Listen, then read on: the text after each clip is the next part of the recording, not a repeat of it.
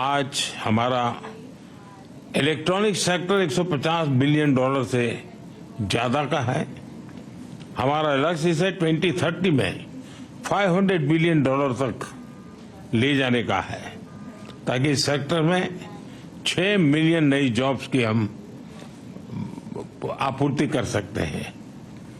इन लक्ष्यों को पाने के लिए हम इंडस्ट्री के साथ जितना ज्यादा सहयोग बढ़ सकता है हम उसके लिए तैयार हैं, और मेरी सिस्टम को भी प्रोएक्टिव करने की दिशा में मैं सफल रहा हूं। भारत में 500 मिलियन से ज्यादा की वर्किंग पॉपुलेशन है। भारत की औसत आयु 28 इयर्स है, और बड़ी बात यह है कि हमारा यूथ स्टेम की पढ़ाई में काफी रुचि ले रहा है। इवन बेटियां भी स्टेम के एजुकेशन में हमारे यहाँ बेटियां भी लीड कर रही है। और मुझे तो याद है कि एक देश में मैं वहाँ के एक बहुत बड़े नेता मुझे पूछ रहा था कि क्या आपके यहाँ बच्चियां स्टेम के अंदर रुचि लेती है। जब मैंने उनको आंकड़ा बताया तो उनके लिए सरप्राइज था कि भारत की बेटियां भी उन सारे क्षेत्रों में काफी कुछ कर रही है। यूथ का ट्रेनिंग एंड अपस्किलिंग, ये मैं मानता हूं कि बहुत ही फोकस रिक्वायर है, क्योंकि जिस प्रकार से टेक्नोलॉजी में अपग्रेडेशन होता ही चला जा रहा है, और स्किलिंग में अगर हम अपग्रेडेशन नहीं करते हैं तो शायद हम रुक जाएंगे। तो मेरा बल उस दिशा में भी उतना ही ज्यादा है। और इंडस्ट्री 4.0 के लिए इंडस्ट्री रेडी वर्कफोर्स, वो हम एडवांस में काम करने की दिशा में आगे बढ़ते हैं। आपका अनुभव और आपकी रिक्वायरमेंट, उसके आधार पर अगर कोई हमारे पास प्रोडक्ट मिलता है कि भाई ये हमें चाहिए, तो हम उसके आधार पर काम आगे बढ़ा सकते हैं और बहुत तेजी से इसको हम बढ़ा सकते हैं। हमारा लक्ष्य 1-2 सालों में 85,000 technician, engineers and R&D experts, उनका हम निर्माण करना चाहते हैं। उस प्रकार का हम इकोसिस्टम बना करके रिक्वायरमेंट अनुकूल स्किलिंग, उस दिशा में हम बल देने का प्रयास कर रहे हैं। सेमीकंडक्टर डिजाइन में तो 20% हिस्सेदारी भारत की है, और अब सरकार ने हर सेक्टर के लिए डिजाइन इन इंडिया की मुहिम शुरू की है। और हाल में ही हमने हाई एंड रिसर्च को प्रमोट करने के लिए 12 बिलियन डॉलर का रिसर्च फंड भी बनाया है, क्योंकि हम इनोवेशन पर विशेष बल देना चाहते हैं।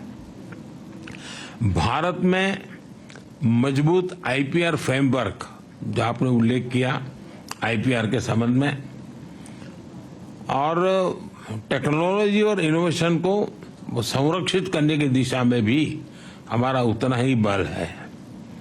हमने जो नया डेटा प्रोटेक्शन लॉ बनाया है, उससे भी आप जैसे साथियों को महत्व है। अब डेटा प्रोटेक्शन लॉ का तो महत्व ही है। अब मैं डेटा पॉलिसी को लेकर के अभी आ रहा हूं, और मैं गवर्नेंस के मॉडल में डेटा गवर्नेंस पर भी बल दे रहा हूं। मैं गवर्नेंस में एक साइमल्टेनियस पिलर खड़ा करना चाहता हूं, जो गवर्नेंस के ट्रेडिशनल मॉडल है, उसके साथ साथ एक गवर्नेंस का, डेटा गवर्नेंस का मॉडल, ये दोनों साइमल्टेनियस कैसे काम करे, क्योंकि बदलती हुई दुनिया में ये बहुत बड़ा रोल प्ले करने वाला है, और हम उस दिशा में आगे बढ़ने का प्रयास कर रहे हैं। भारत AI स्ट्रेटेजी बनाने वाले सबसे पहले देशों में से एक है। और मैं तो जब पिछली बार यहाँ आया था तो व्हाइट हाउस में हमारी एक छोटी सी टेक्निकल ग्रुप की मीटिंग थी, उसमें सुंदर भी थे, और उस दिन मैंने कहा था कि मेरे लिए AI का मतलब है अमेरिका इन इंडिया। तो हम उस ताकत को और बढ़ाना चाहते हैं, और भारत ने जो टेक्नोलॉजी को डेमोक्रेटाइज करने की दिशा में जो काम किया है, वो हर प्रकार के डिवाइड को खत्म करने वाला एक बहुत ही सफल प्रयोग है, ऐसा हम अनुभव कर रहे हैं। भारत एआई के रिस्पॉन्सिबल और एथिकल उपयोग के लिए भी प्रतिबद्ध है। हम G20 समिट में बैठे थे, उसमें भी एथिकल यूज ये एक सबसे बड़ा एजेंडा विषय था हमारा, और उसमें मैंने एक सुझाव दिया था कि जिस प्रकार से एविएशन किसी एक देश या एक राज्य के नियमों से नहीं चलता है, पूरा aviation sector global rules and regulation चलता है। दुनिया का छोटा देश होगा तो भी उसने अमेरिका के स्टैंडर्ड से ही एविएशन चलाना पड़ेगा, और अमेरिका कितना ही बड़ा देश कहने को अपनी मनमर्जी से नहीं चलेगा, उसको भी छोटे देश की पद्धतियां हैं उसको स्वीकार करना पड़ेगा। जिस प्रकार से एविएशन सेक्टर ग्लोबल गवर्नेंस बन चुका है, वैसा ही डिजिटल हमें ग्लोबल गवर्नेंस का मॉडल ही खड़ा करना पड़ेगा। किसी एक देश का governance rules and regulation digital world के लिए चलने वाला नहीं है, और हमारे सामने मॉडल है। एविएशन सेक्टर एक सक्सेसफुल मॉडल है, सब लोग उसको फॉलो करते हैं।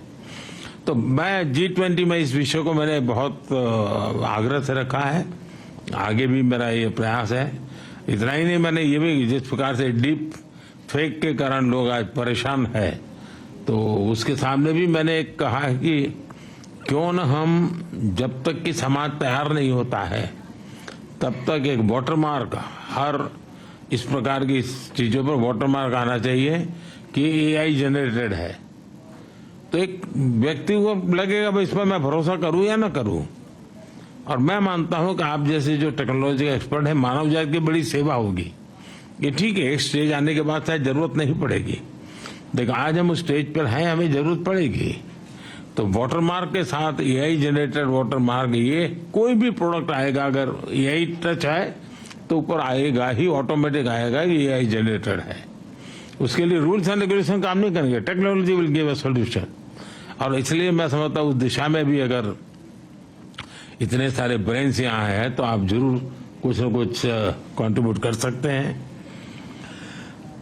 आज भारत तेजी से ग्लोबल बायोटेक पावर हाउस के रूप में उभर रहा है, और जैसा आप सब साथियों ने कहा, भारत में बायोफार्मा रिसर्च प्रमोट करने के लिए एक फर्टाइल इकोसिस्टम है।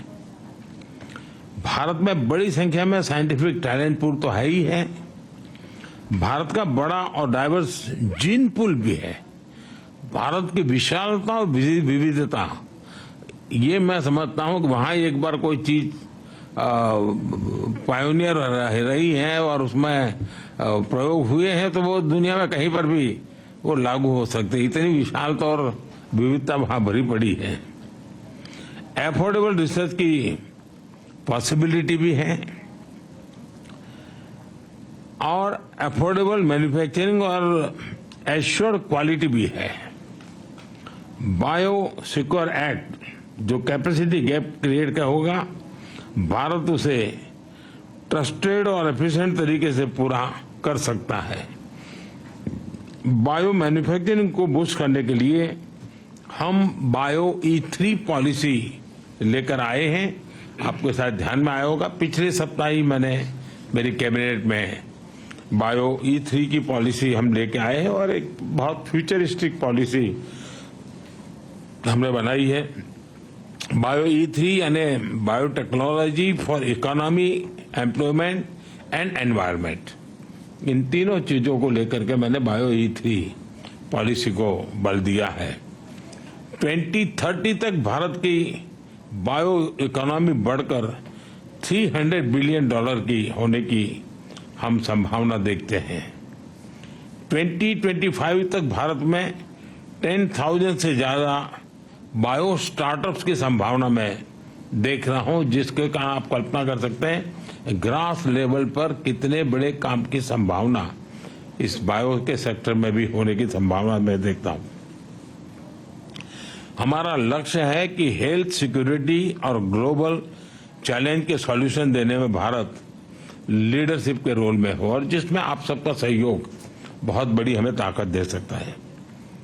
भारत प्रो प्लैनेट पीपल के अप्रोच को लेकर इंफ्रास्ट्रक्चर बना रहा है, इनोवेट कर रहा है। 2030 तक 500 गीगावाट रिन्यूएबल एनर्जी के टारगेट को अचीव करने के लिए हम एक साथ कई स्तर पर काम कर रहे हैं और इसलिए आपके लिए मैन्युफैक्चर में भी अद्भुत संभावना है।